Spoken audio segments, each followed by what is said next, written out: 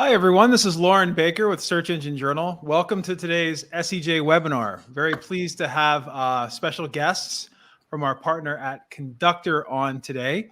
We'll be discussing how to boost organic and paid traffic, how to bring your SEO and SEM teams together. Really, really timely stuff, especially with everything happening with GA4, getting ready for end of the year, and planning for 2023. So I'm really excited to be able to do this today. With us, we have Michael Brew, the VP and Head of Account Success at Conductor, along with Daniel Olduk, the CEO and founder of Libby Inside. So I think we're going to have some great information from the two of them. Let me give you guys just a chance to say hello, and then I'll do a little bit of housekeeping for our guests. Hello. Good to meet you. Good to see you guys. Excellent. Excellent. So before we get started, I just want to remind all of our guests that this presentation will probably be about 30 minutes or so, maybe a little bit longer. We'll see. Afterwards, we're going to have a live Q&A session. So as Michael and Daniel are presenting, when you have questions, just go ahead and type them in to your Q&A question box right on the right-hand side of the big marker webinar screen. Also, there's going to be 2 poll questions that we're going to ask you today.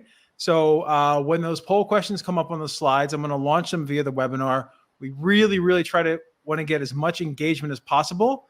So we're always hitting, our goal is always to hit around 80% of you answering those questions, hopefully 90, 99, 100%. So please participate. That helps not only us learn more about you, but it also really helps our presenters, Michael and Daniel, craft everything towards what you're interested in and what you're currently doing. So also, you'll probably see a thumbs up button at the very bottom of the screen, right underneath Michael. Go ahead and hit that. Give everybody a thumbs up so we know you're here. That's pretty much it. I'm going to go ahead and hand things off to you guys to get started. All right. Thank you so much. I'd like to give you a quick overview of who we are, and then we'll kind of get right into the meat of this, have a little agenda, little intros. We're going to talk about creating a synergy plan. Most importantly are the synergy use cases. Daniel's really going to jump in. I think we highlighted 5 in the emails that went out. I believe we have a few more of those and tried to make these very practical and show you how we can create some great benefits from synergy. And then again, the open on the Q&A. So, just as a quick overview of who we are, I joined Conductor about 2 years ago to lead the account success side of customer success. Been a fascinating time over here as search really matures within this category. Prior to that, I had a year at WeWork, which is a story for a couple of beers with a few of you, but had a great run at WeWork, went there to bring their $100 million of global advertising and SEO in-house. So I have a good sense of what goes on in building in-house teams. And then prior to that, spent 9 years helping run and grow Acronym Media to be one of the largest global independent search agencies. So search is in my blood, love it, and I can't wait to talk to you guys about it more. Daniel?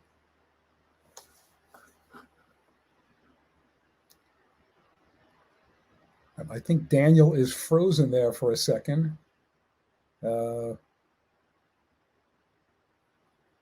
I'll give you a quick overview on Daniel as he maybe has to log back in. So Daniel also was our head of strategy at Acronym for about 9 years, and then formed Libby Inside to help brands build in-house teams. It's a hybrid model or completely build the teams in-house. Has a great group there. He partners with Conductor in supporting our customers as well. And, thrilled to have Daniel here today to really talk about those use cases and synergy. Quick little overview of both of us, the companies. If you don't know Conductor, we are the leading platform within the organic marketing space, really bringing together SEO content and web teams, really focused on insight, agility, and measurement through the platform. It's an enterprise platform. You can get a quick peek at a number of our large customers, and we are the number one platform based on what our customers say about us, from Forrester to Trust Radius over to G2. all customer driven, data, and really pleased with how, they feel about using Conductor as their platform. And Daniel, come off of mute and come on, Libby. Hey guys. Little overview on Libby. Oh, I get to that in a few future slides. Okay, perfect, great. All right, let's get into the first poll. So we'd like to know, we know we have SEOs and people involved with paid media and SEO. So we have a quick little poll for you. It'll help us guide the presentation. So love to know, what role you play in the company. Are you focused on SEO? Are you focused on paid search? Is it both? Is it other? None of the above. So love to hear from you on exactly your role and help us guide again the conversation as we have going forward. I've launched the poll. So what role do you focus on in your company? A being SEO, B, paid search, C, both, or D, other. So please take a moment, fill this in. It looks like, we're getting up there in terms of poll answers. That's fantastic. I'm going to give everybody, we have 144 responses so far.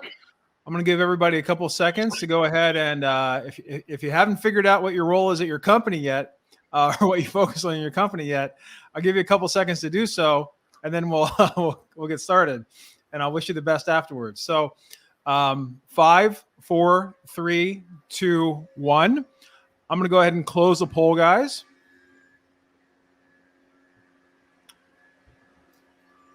And to let you know, SEO was the winner at 41%. So 72 of the attendees today focus mostly on SEO. In terms of paid search only, 14% or 24 of the folks on today focus only on paid search. A whopping 38%, almost as much as SEO, focus on both SEO and paid search, which is that's really interesting to hear. And then 7% focus on other. Not sure what the other is. If you filled in other, please feel free to put in the chat what you focus on, just to give us a little bit more insight. And I'm going to hand things back to the both of you. Okay, thank you so much. Yeah, great insight here. With 38% really doing both, it's you'll get tremendous value out of, I think, the use cases that Daniel's going to get into. And for those of you, SEO or PPC, we're going to talk about, the best ways to get the value out of the use cases Daniel's going to be talking about. So, what we know is that, there are some things better together. Try to pick up a few things here. I know I loved seeing Billie Eilish and Coachella was just awesome. Certainly David Bowie and Queen were phenomenal together. And I don't know if there's anything better than peanut butter and jelly. But when you look at these, this is all about collaboration and working together. And really, there's nothing better than, we think, SEO and PPC or paid search people working together. And when it's done right, we can realize things like increased sales. We can improve conversion rate. We can test content and messaging. We can certainly increase non-brand traffic volume. And we'll talk about that, how money can be shifted a little bit. And measuring media campaigns, the impact on market share. So, if your team runs a big, heavy media campaign for a quarter, you can kind of look at that on the organic side and see, how did that affect market share? So there's so much that we can do when we are working together. The reality is, what we've seen in our careers, the bigger the company that you work for, the more siloed your company is. And so the SEO team sits somewhere, the paid search team sits somewhere else. They don't talk to each other, or they don't talk to each other enough, or certainly not sharing their data. And that's what we really want to talk about, the experience we've seen in how you can work together and the benefits you get out of that. So we really look at, in this, kind of cross-team collaboration, kind of creating synergy goals. So the first part to this is, let's share insights. And this is two ways. It's not just organic data that helps power paid. It's also understanding what's happening on the paid side really helps the SEO, and we'll get into that. And that is driving efficiencies, right? If we can work together and, break down those silo walls, we think we can really create some efficiencies. And we've seen this firsthand within some organizations. And so the first part to this is, if you are, most of you are not doing both, is creating what we'll call a task force, a committee, whatever this would be in-house, inside your organization, to better work together. And maybe you start with weekly meetings, they go to bi-weekly, they go to monthly, but getting this on a calendar and forming this task force is critical. And the people, this is about people, systems, process, metrics. It's the people side here that are the first critical part, right? So you need the SEO lead, who holds the keys to the SEO knowledge and changes that are made. The paid search lead, right? Which stakeholders really, can influence PPC keywords and budget decisions. Those are the two most critical. But then it's great to have the content lead involved, because those stakeholders really control, what's happening on the page. And then we have, whoowns.com, getting that, web dev leader into these meetings as well can help facilitate things and move things, so much more quickly when you form a task force and you're working together. Next would be, like anything else you do now, create some process, right? What's the plan? We'll lean into some use cases here. You may see some others, but how do we want to implement, this kind of collaboration and partnership within your organization? So creating a synergy plan outline, knowing what, those KPIs, MBOs, however you want to look at this, what are you looking to achieve? What do you think you can achieve? And let's set that framework, and let's put in those dates and timeline to work against. Really critical. And this you can be using weekly, bi-weekly in your meetings to set up, exactly what you're trying to achieve together. What we'd like to do now is just take the second and the last poll, and this is going to help us understand, collaboration within your teams and what you're doing today. 100%. So it's the same thing as before. I'm going to start the polling right now. It should pop up for everyone. If not, it's on the right in the poll area next to chat and Q&A. So how often do you collaborate with SEO/paid search teams? Is it A, once a week, B, once a month, C, once a quarter, or D, never? You never collaborate with SEO and PPC teams. Please go ahead, fill everything in. We see the responses coming in, so we'll give you all a few seconds. Check your calendars, maybe. Remember last time you collaborated. Looks like we have about 60% have filled out the poll already. If you haven't done so yet, this is your final chance to share a little bit more about overall collaboration with your teams and within your company. So let's give another countdown. 5, 4, 3, 2, 1. All right, I'm gonna go ahead and close the poll. Everyone votes, Michael, right before I close. Yeah. Like the numbers just shot up. So, okay, I'm gonna close the poll. Last chance. Done. Closed. All right. So, look at this. How often do you collaborate with SEO paid search teams? 42% say once a week. 29% once a month. 10% once a quarter when it's QBR time. And 20%, a whopping 20% never collaborate SEO and paid search teams. What do you guys think about those numbers? I think some of them sound a little high, to be honest. That anyone that you're meeting once a week is awesome. I mean, I guess if you're doing both, if you're responsible for both, if 38% of the audience was responsible for both, I guess you can look at that whole group is working with SEO people and paid search people. So right there, you do have the collaboration. When you get away from that, I think we see very low collaboration, low meetings, across enterprise, especially larger enterprise companies. Yeah, agree. I think the fact that there's so many stakeholders here that do both by nature, you're kind of collaborating, you're thinking about it more often.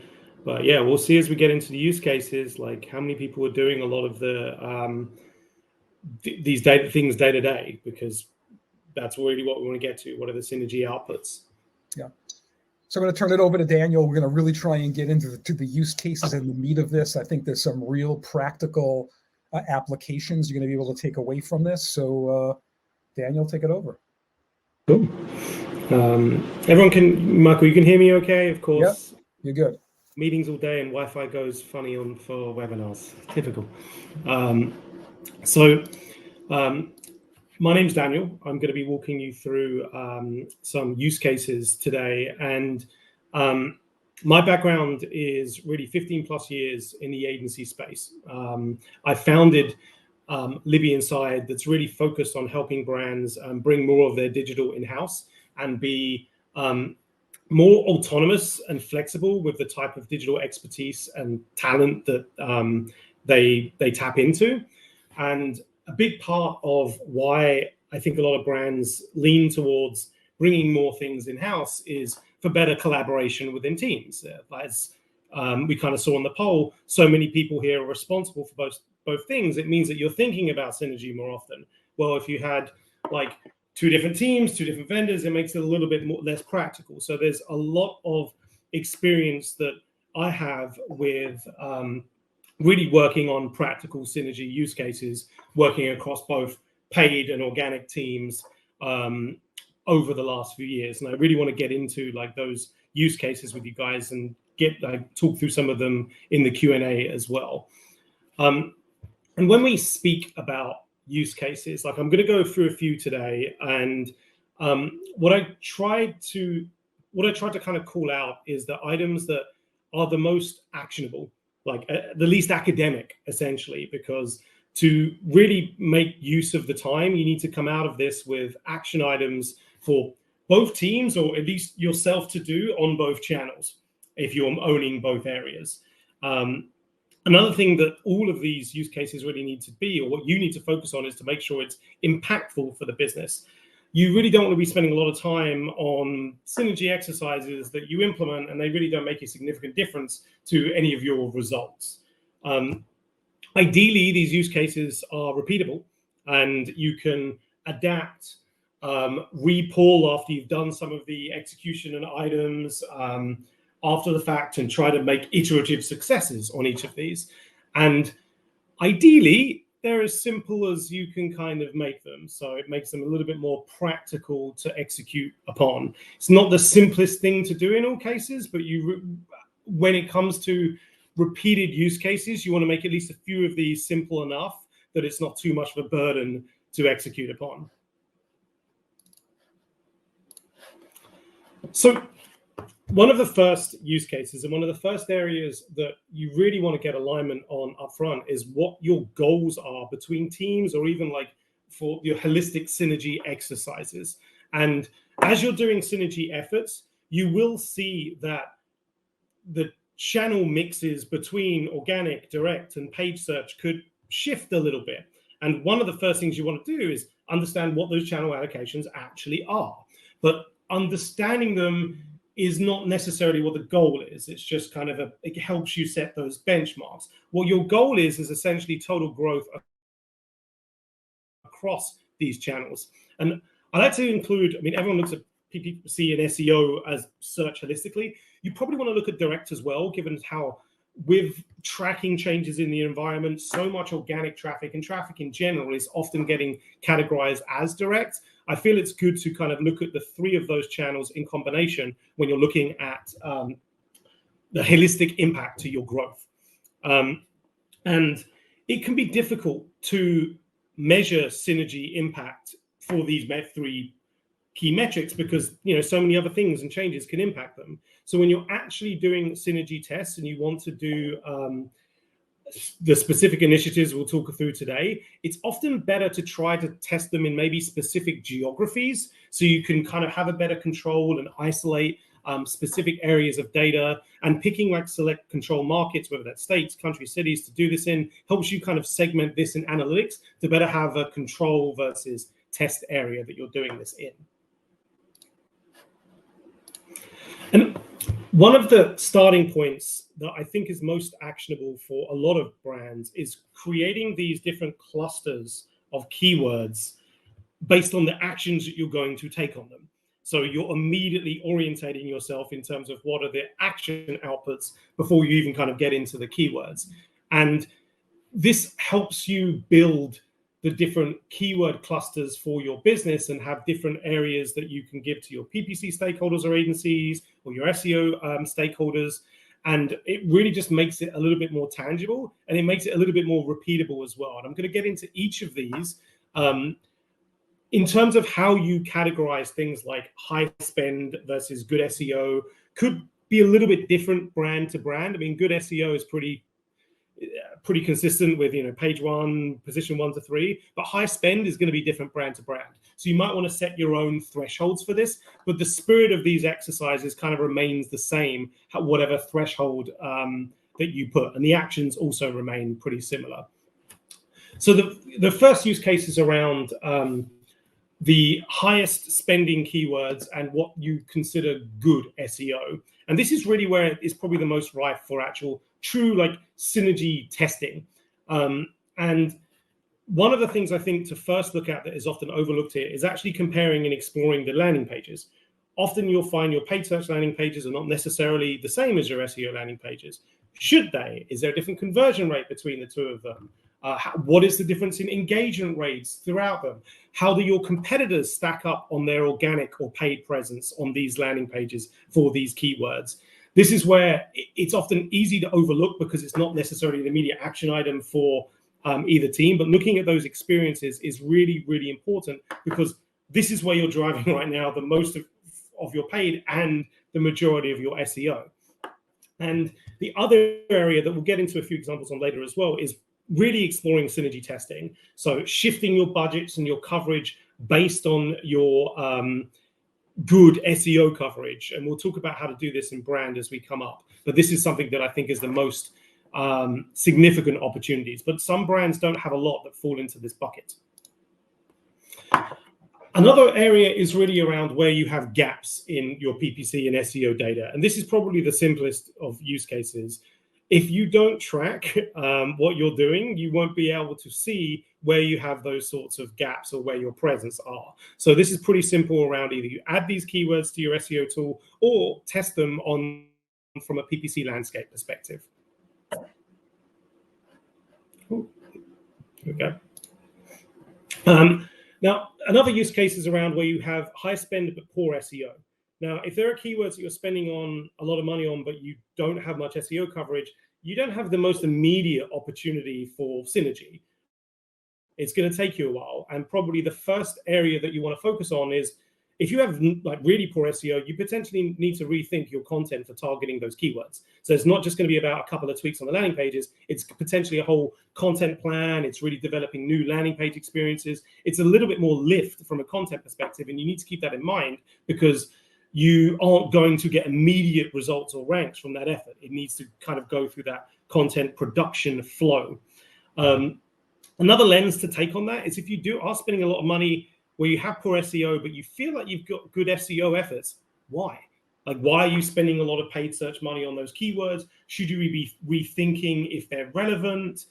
It's an area that it will potentially make you rethink. Maybe I'm buying too broad keywords from paid search if I'm completely unable to rank on them from an SEO perspective. And the last cluster is around when you're spending a lot, but you have SEO coverage in the striking distance. So either high page 2 or low page 1, basically areas where with some smaller SEO focus on those individual pages, you could be within top positions or high positions within a couple of months sort of scenario. So these are really where you can give this input to your SEO team. I'm spending a lot of money on this. I really want to re-optimize these kind of pages and have a new focus area on these. And it can really lead to kind of some quick wins and kind of move these categories into the high spend and good SEO. And another area where I find pretty useful in this category is understanding your paid search quality score. Looking at that from, well, will SEO tweaks help your quality score, or does your quality score actually help understand, or instances of a quality score help you determine what you're struggling with from an SEO perspective is a good use case for these terms. So all of these essentially come into these specific action items for both an SEO, someone executing on SEO and someone executing on paid. And you can maintain these keyword clusters and update them based off of the different positions they fill in and so forth. I'd add that, with your paid search team probably doing testing all the time, and this is where forming this task force, having this committee, You can be monitoring, because we know it takes time on the SEO side, like to one of Daniel's, high paid success campaigns and very low SEO, and you're going to start building up that content to try and get that over to page one. That's going to take time, right? We know that if it's not in striking distance. So, but with that, the paid search team could be changing things on their landing page and their ads. So that task force committee is kind of really important to stay on top of what's happening right across the board within each team. And it helps if you are the stakeholders that is managing both of this. It just gives you a framework of what do I do with this information. Like it's a somewhat simplistic but actionable buckets of keywords for you to do something with when you have hundreds of thousands of keywords that you want to improve your presence on holistically. And as I kind of spoke to, one of the other key use cases is just making sure that you're tracking your paid search terms in your SEO tools or methodology or software. When you first do your comparison of like, okay, I want to evaluate my paid search terms versus my SEO rank, your answer might be like, well, a lot of them are untracked in SEO, so I don't know. A good portion of the ones that I've done kind of start with this often higher than 50% ratio of like, you're not really tracking them in SEO, so you don't have a lot of data for them. And you really want to fix this before you can do deep synergy. So it's a good starting point of this. And it doesn't mean track every single paid search keyword. Like, again, you want to kind of have a practical threshold, but you want to be tracking probably way over 50% of your paid search budget in your SEO tools. So put a keyword spend threshold on that would lead to that kind of ratio for your particular brand. You also want to look just beyond the traditional paid search reporting here. There's paid search term reports out of Google Ads and so forth that complicate matching paid search keywords to SEO ones because of match types. That can often be an area of like keyword mining as well that is often overlooked from a paid perspective. So solving this is usually not too an intensive thing to do and a pretty quick one.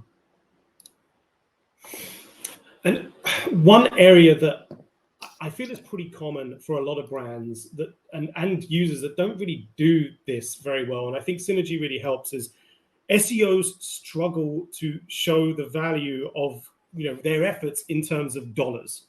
And having Synergy efforts kind of combine PPC data with your SEO coverage helps you build those use cases in terms of like potential PPC costs, like incremental revenue dollars from a paid perspective. Like you don't have as much back-end SEO keyword data as you do for paid. So kind of combining those data efforts really help SEOs build business cases and get more resources that they often struggle to do from an engineering perspective, or struggle to accelerate like getting SEO changes made faster.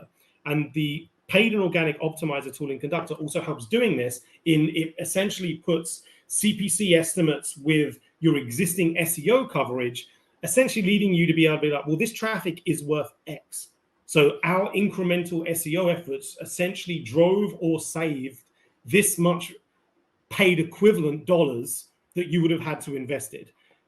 That's where you sometimes start getting better traction when you start talking to executives on your SEO efforts, because rank changes, all of that stuff can sometimes get lost when proving the value of organic to an executive. Yeah, I love this, Daniel, because we see that SEOs and paid search people have different mindsets within their own organization, right? The media people have the connection to the way closer connection to the CMO, to the CFO, because they're spending, whether it's 5 million in media or 10 million or 50 million, it's that big expense where a lot of the organizations just don't put the same value to organic, to the SEO, to making those changes on the website. A lot of them look at SEO as being free. It kind of comes with my website. We know as marketers it's not. And we know that the more you can spend and the more you can concentrate on the organic side of your business, you're going to grow your most loyal customers. It's your highest conversion rate. It's usually one of your highest traffic driving channels, but getting a seat at the table with the head of digital and CMO, the better connection you can make to the media team, the better you're going to be able to show the value. And this is a great one to be able to bring to those meetings. It's hard in SEO to show that value. Your SEO efforts can be lost amongst seasonality in organic traffic. So showing this in context of, okay, my incremental gains against these keywords annualized is $10,000, $100,000, whatever. It's just a little bit easy. It can be hard to get to those conclusions, but once you've got them, it can be much easier in building a business case around your successes. So another area in Synergy that's a challenge is kind of knowing where to start. And even outside of in those keyword buckets that I gave you, you could still end up with tens of thousands of keywords in those buckets. So in each individual bucket, if you're an enterprise brand. So one area that can help you nail down what to start your Synergy efforts with is comparing your coverage by like paid search keyword category. As paid search categories often tie to business categories quite well in terms of like how they invest in this product or this thing. Like their paid search categories often are already somewhat tied into those. So tying your SEO efforts into those categories can often be a good way to firstly help prioritize where am I doing well versus not from an SEO perspective from a category. And really, sometimes you're in a spot, if you're a stakeholder working across both, which many of you are, you often have to make tough decisions. Do I invest in category A or category B? And there's not always a clear decision maker for that for you. So you're leveraging some of the SEO data in that. So you can be like, well, in this example, your category D has a much better position 1 to 3 rate and page 1 rate than PPC category B. So if I were to weigh up, hey, if I needed to cut budget from a pay perspective, where is this potentially going to have the least risk or have the most opportunity for SEO to capture that traffic? Well, it's in category D. So doing these kind of reports will really help you better understand where you sometimes have to make these kind of tough decisions. And this coverage is not the only influencer, but it can be like, something that really clinches the decision in how you move forward when you've got to make some decisions on categories. And lastly, and probably the most complicated one, is it comes up so frequently around how do brands better understand their brand keyword overlap. So, your branded keywords in this sense. And there's a lot of studies and, things that talk about the incrementality of having both PPC and SEO next to each other, which is pretty proven to be true. But covering your brand keywords is getting increasingly more expensive, and you're often having to do it at the expense of non-brand and at the expense of doing entirely different incremental strategies. So most brands are really interested in better understanding this scenario specifically for them. And in my experience in doing a bunch of these tests, the actual scenario is a little bit different for each brand. Like the risk that you have for buying brand and how aggressively differs. And it's a complicated answer. But one of the ways that I've seen to get to this answer is looking at your average CTR, particularly out of Google Search Console. So essentially looking at your average CTR for brand terms in Google Search Console is one of the best metrics that if you were to suddenly adjust your paid search coverage, you will start seeing a pretty big change in that metric without necessarily like total impressions changing. So if your total impressions stay pretty flat, but your CTR went up when you turned off paid in a particular country, market, whatever, you can use that difference to try to calculate what your true incrementality is. So you still need to combine some of your paid search data in doing this, but you can essentially get to an estimate of what your true incremental CTR is through having both paid and SEO on your brand terms together. It's complicated, but this is the way that I've seen some of these use cases. And the answer is a little bit different brand to brand on what that distinction is. And one of the areas that makes a big difference in this is if you get to a point where it's like, okay, you know that you do get an incremental CTR from having paid in SEO, how much of the paid coverage is your competitors versus resellers? Because there's a difference in how much you want to protect your brand term if it's going to your literal competitor or a reseller selling the same product from you. That's a different decision-making method, like kind of mentality on if you want to reinvest that money in getting new customers versus preventing it from going to an actual competitor. So that's an important thing to keep in mind as well. Yeah, it's a great point, right? You can take hospitality as a category as an example, right? Your frenemy is your OTA, right? The online travel agency, the Expedias, the Booking.com. So, it depends on how big a hotel is, but they can be spending anywhere in the, 15 to 20% commission to a, hotels.com, whatever it might be, right? Because they can buy everything, right? They can buy, especially in non-brand, because they don't care where you stay, which hotel you stay at. But balancing synergy here, right, to look at, okay, where do I find that balance in the cost? If it's costing me 15%, let's just say, for my, kind of my partner, who I would, of course, rather have a direct sale with, but how much is it costing me when I go direct? Where's that breaking point?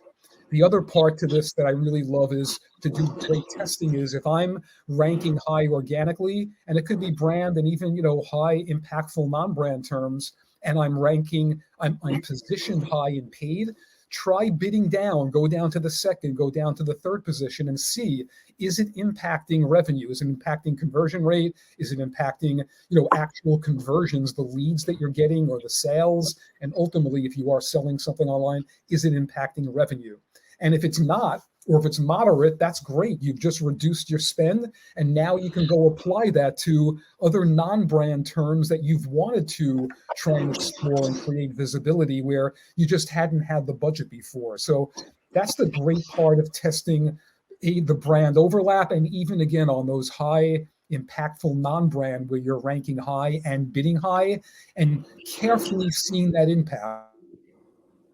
Right? We're not saying, hey, stop spending here because you're ranking it. There are too many variables to look at here, but a great way to watch it and a great way to, again, look at your frenemies in these areas and say, hey, I'm going to give them the sale. It just makes sense. That example with the OTAs, for them to own this. I can't compete with that. And let me put my money somewhere else where I can be more competitive and more impactful with my budget. So those are going to get back into the Q&A in a second, but that's basically, we wanted to kind of leave you with real practical use cases. Daniel's been doing this for years, hands-on. We've worked together for years. I've seen this work, for some of the largest brands in the world. It takes effort. You need to be on top of it. Back to the task force and committee is probably the first most critical thing. Get the people aligned and they all want to kind of get on board, for this new program that you're going to create, and then create the way to track this. What are the KPIs? What are the things we're expecting? Put together a plan and a process, be tracking that. And then you can back down on your meetings when you know everyone's really on board. So again, that was the process, the people, technology, great to use. If you're using an enterprise platform like Conductor or someone like that, great, because you can collaborate within a platform.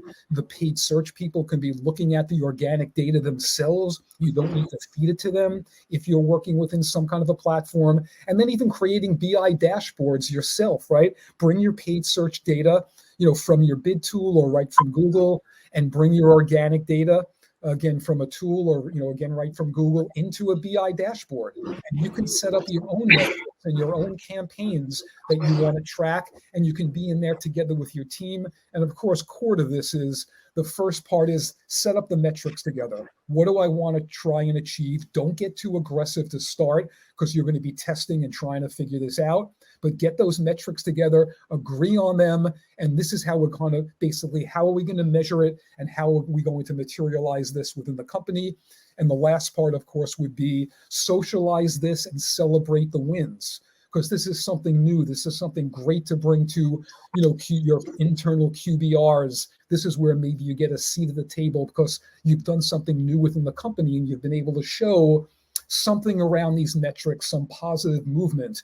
reducing spend, moving it to another area, improving conversion, whatever it might be, some new, kind of some new metrics and new wins that you can bring to the team that's going to show efficiency and show, you're always looking out for the budgets really on both sides of the aisle over here. So that's our talk, and love to answer some questions. Excellent, guys. Thank you so much. Really enjoyed that. And like I said, it seems that more and more of the SEO projects that I'm working on, we're bringing in PPC data, teaming up along those lines, and all I'm seeing is positive as a result of that. So this is really, really educational and entertaining to watch today. Just if you all have not attended a webinar in a while, we do have a new format, and just to let you know, the Q&A questions are available for your view, and you can even vote them up. So go ahead, if you have a question, go to the Q&A box, make sure you drop a question in there. If you don't have a question, or if you've already dropped your question, go through, look what everyone else is asking, and if you like what they're asking, vote it up, and chances are we're going to ask it right here during the Q&A session. So we have about 20 minutes left, and I'm going to go ahead and get started right now. Our most popular question is a very basic one, but it's one that I'm sure is on the minds of most attendees today. Is there Sophie Gutierrez asks, can SEM cannibalize SEO and vice versa? And then I'm going to add to that, and if so, what are some good ways to identify any conflicts or cannibalization between PPC and SEO? Yes. And it's, obviously more concerning when paid search cannibalizes SEO because you're paying for it. Finding out those ratios is really what is the challenge. And the last use case was really about trying your best to find out those ratios on brand.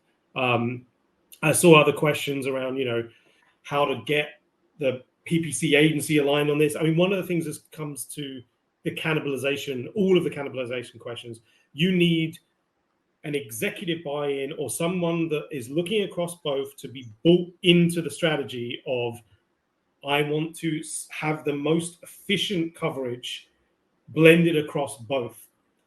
And that can be, hey, I put a cap on my paid search brand terms, so I'm not spending over X, or a share of voice cap, so I don't overinvest, so I have more money for non-brand.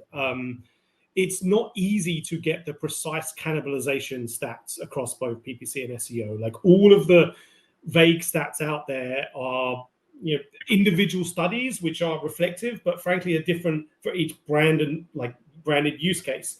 But you have to remember, like, Google's in the business to make it more inclined of you basically clicking on paid ads. So you're not just fighting with your paid agency as you're building these business cases. You're fighting with Google constantly introducing new things to make it more incentivized for people to click on paid ads. So you need to just come at it with a strategy of it's not really a fight. It is just balancing scales. As long as you're doing that in the effort to be like, how do I feel like if the paid team may also feel like I'm over investing in this. Like, I'm spending 80% of my budget buying brand terms, like at the expense of doing YouTube or doing non-brand or doing whatever. No one's happy with that scenario. So as long as you kind of collectively get on the same page of what you want to accomplish, that's your starting point. And then you start going into the use cases of like looking at the data that can get messy, but is really probably the best starting point across all stakeholders. Yeah, I'd say the big point as well to the media side, right? And that is always, you're spot on. The issue is more getting like a media agency, my paid search agency on board. As long as you go into this telling them this is not about reducing spend, saving money. This is about finding other areas where you can be more impactful, like YouTube, like other non-brand terms that you've wanted to go after. That's why we're working together to try and find this cannibalization that, gets them on board a lot quicker, because synergy, I think back in the day when we started talking about this, was all about saving money. And of course, media teams don't want to hear about saving money. That's not their job, right? But the job is to create efficiencies for the company, and then again, improve performance by finding terms and new keywords constantly that I can be testing and seeing, hey, this is awesome now. Now I can build campaigns around this. Excellent. Great insight on both ends. And yeah, do you do much split testing, or I guess time parting? So 1 week with doing paid ads that are brand oriented, 1 week with not, and seeing how that influences clicks on the organic side, and then compare conversions, et cetera, et cetera? I've done market-centric testing because time parting can be influenced by a bunch of other seasonality-related things. So if you have a pretty stable business and you know what to predict, you can do time parting. But if you can, isolate Canada or a particular market to do it in, that's where like I've seen it a little bit cleaner. But everything it's not perfect. Like Right. you need to look at your brand scenario and kind of construct a test based off of that. But market has been the most consistent way that I've seen to do it. Awesome. Awesome. Thank you so much. So next question that comes in from Alicia asks, oh, looks like we lost Michael. He'll be back. Asks, is it wise to use no index landing pages for PPC? That's assuming that the landing pages are either on the site or maybe on a subdomain utilizing a tool like ClickFunnels or something like Instapage, et cetera, like that. Would you recommend that those be no indexed? It depends on your definition of landing pages. People use that term a little bit loosely. If it's a true landing page built specific for paid search, which is usually content light, not really meant for SEO, and potentially if it did get SEO coverage, it could overlap with other stuff that you don't necessarily want it to. So like you might have a product page that is very SEO friendly, and then a PPC landing page is like a form, like things like that. And if you don't no index it, that PPC landing page could come up for some of your brand keywords and you might not want it to. But so in those cases, I'd be like, probably no index. However, if you are basically creating paid search landing pages that are really just good product page experiences that could exist, that could coexist with your existing product pages, because I've seen brands do this. They build like, it's not individual landing pages, they're building like complementary experiences. Those I think is okay. You need to watch for cannibalization there as well, but I would not no index those if they're getting SEO rank. It can complement. Thank you. And also to that point, you can learn a lot if you are getting organic traffic to those PPC pages, even accidentally, right? And seeing, hey, it's converting at a higher rate, or hey, people are staying here longer, et cetera, et cetera. So there are learnings that can happen that way.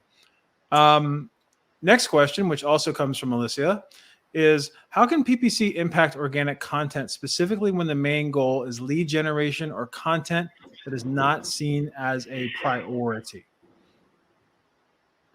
Yeah. Social. Yeah. So I would say, there's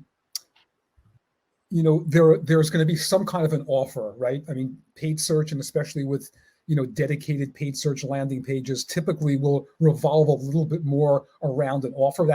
That's what makes it so flexible and easy, and why kind of non-index PPC landing pages were created back early in the day to improve the success of the PPC ads. Everything from quality score, right? Way more in control in the PPC team running that PPC landing page than having to deal maybe with the whole web dev team. And, there are other issues when it's truly up on the website.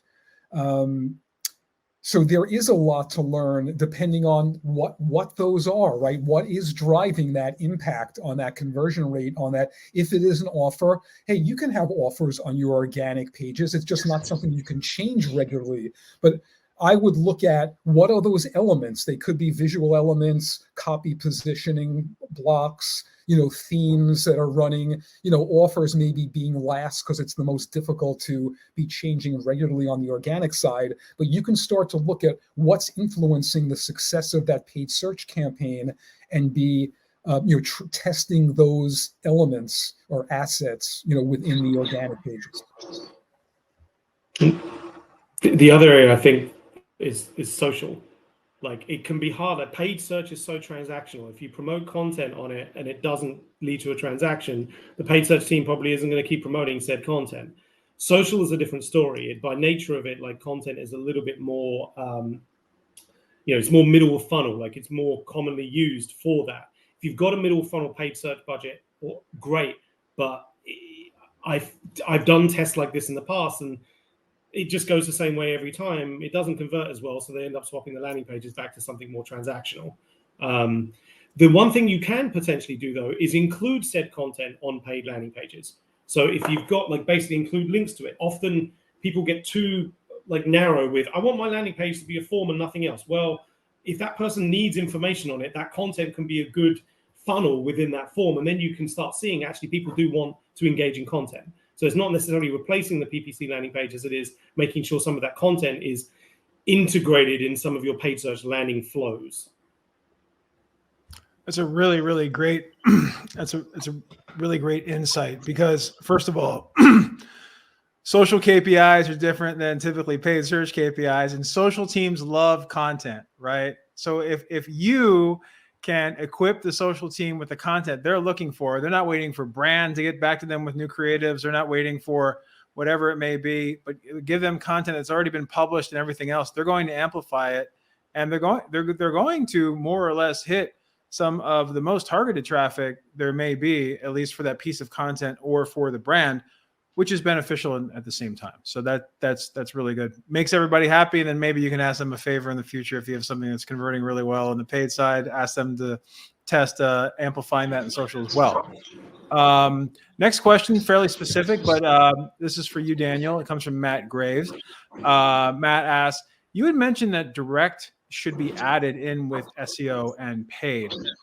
Do you have a percentage range that you would pull out of direct, which is for SEO, and a percentage range, which is for PPC and not pure direct traffic? And then also, could we get into a little bit about what exactly direct traffic is and why maybe there's been an increase in direct traffic in the past year or two?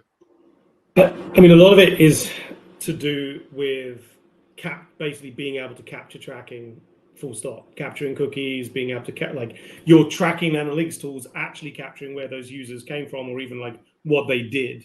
I don't have a good ratio of what I think, direct is SEO and paid. I think it's still pretty emerging with how these changes are going to impact direct, and it depends pretty significantly on your analytics tool. Who knows how GA4 is going to be extrapolating this in kind of a year's time. Why it makes a difference, or why I think that ratio is very difficult to ascertain? Well, part of it depends on like your consent ratios. If you're a European-based brand that deals with like GDPR, it's like a totally different consent ratio that you probably have than if you're just an American-focused business sort of thing. So that probably has a big impact on how much of direct is like messy. I don't have a much better answer to that beyond just kind of keep an eye on it with it. I don't think you can easily extrapolate what should be what. Yeah, I think the why is also around, every year everyone's getting better, more sophisticated using search. People want to click on organic more than they want to click on paid ads. Lots of studies around that. But as you get better and more sophisticated, and you're, cruising around looking at the competition, you'll often go back and, stick that URL or the brand name right into this, right into the top, instead of going into the, the Google query area, and you're going to get more people than coming back direct. But that I haven't been able to see good tracking to really come up with a number either. Yeah, it has been.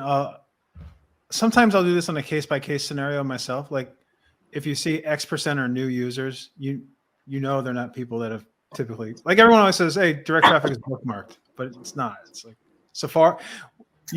Individual users may not be doing it, but the devices and the, I guess, interwebs that bring you to the site are, right. So Safari, Apple changed their data centers, right? So they're all going through specific states. Safari got rid of cookie tracking a while back, and then Apple's bypassing Google as well with Siri Suggest. So it happens all the time.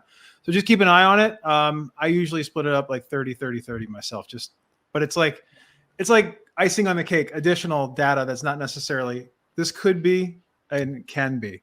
Right. It does help to go prove that organic is probably your number one traffic driving channel for most brands. We've seen it, around that 50%. Depends on your media budgets. Maybe they are driving 25, 30%. So yeah, direct, it helps to take your 30, 30, 30, Lauren. I like it. It adds into, okay, what's going on? And it shows, again, the importance to organic, which we know is a little bit of the, black sheep of the, digital channels, if you will, with, leadership within organizations. Excellent. Next question comes from Danny Solano Alvarez. Danny asks, what do you think are the top 3 KPIs to compare with SEO and PPC data? And what about combining with social ad data as well? I'll let Daniel answer that one, but I'll give you the new KPI I've been really pushing, is, we're looking at, getting that customer directly, right? So as we look at a cookieless world and so forth, first party data, owning that direct relationship with your customer, I'd love to add new KPIs on building first party data.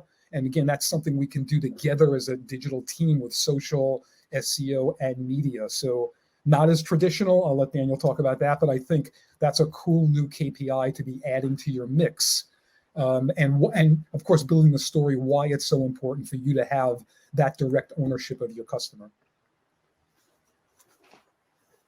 I mean, for PPC, there's KPIs in terms of what you want to accomplish. Like KPI of synergy is like your total organic, direct, and paid traffic, new visitors, revenue. But in terms of the metrics that you want to combine to understand your actions, it's PPC, clicks, cost, keyword, clicks, cost, revenue, landing page, SEO,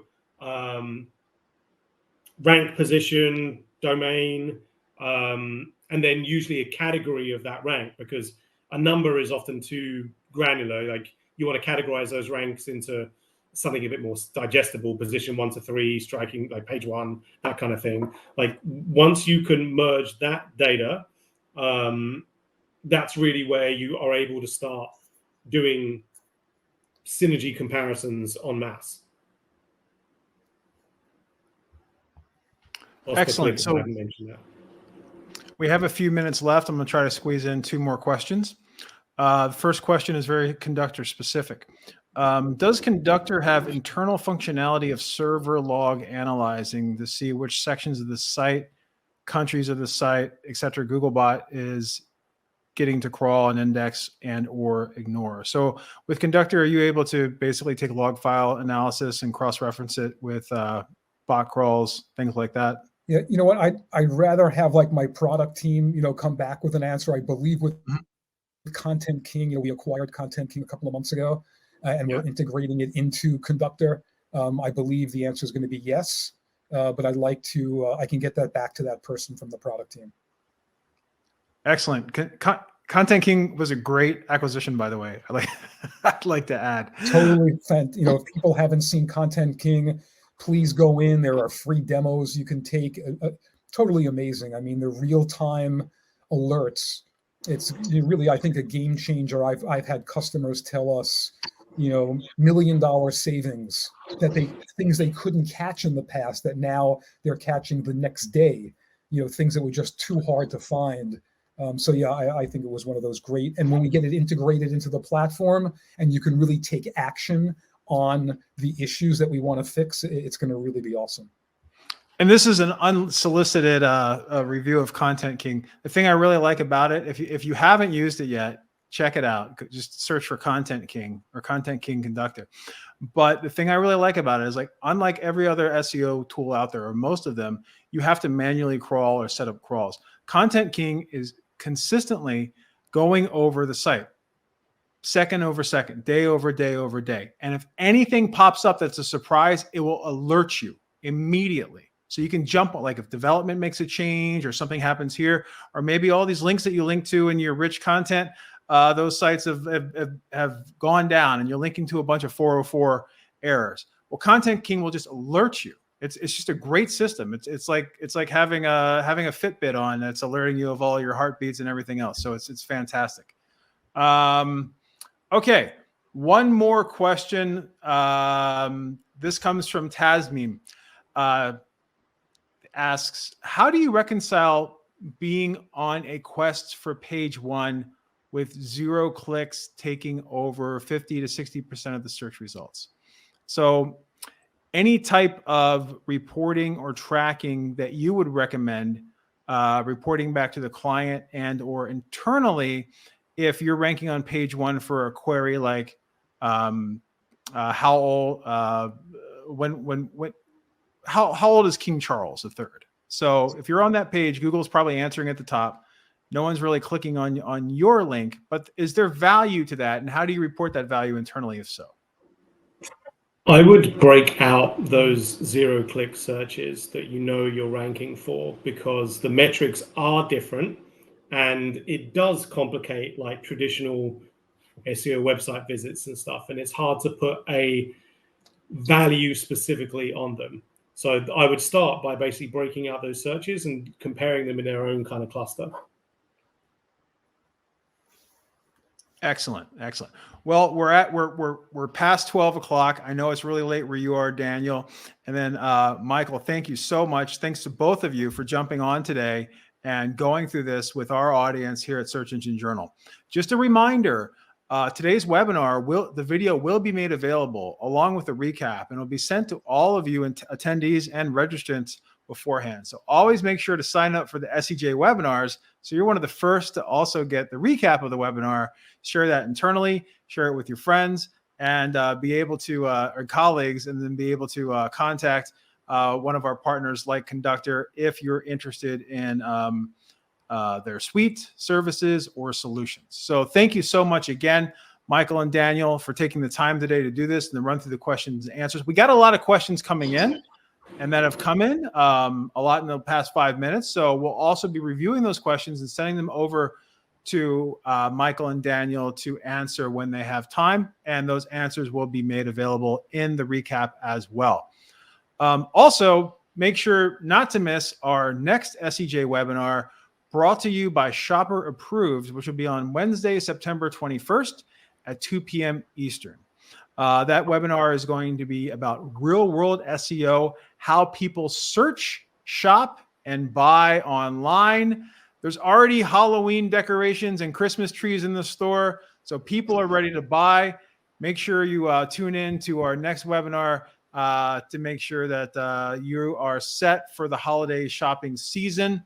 Again, Michael and Daniel, thank you so much for attending today, and everybody else who has been on as well. I'd like to thank you and wish you goodbye. So cheers, guys.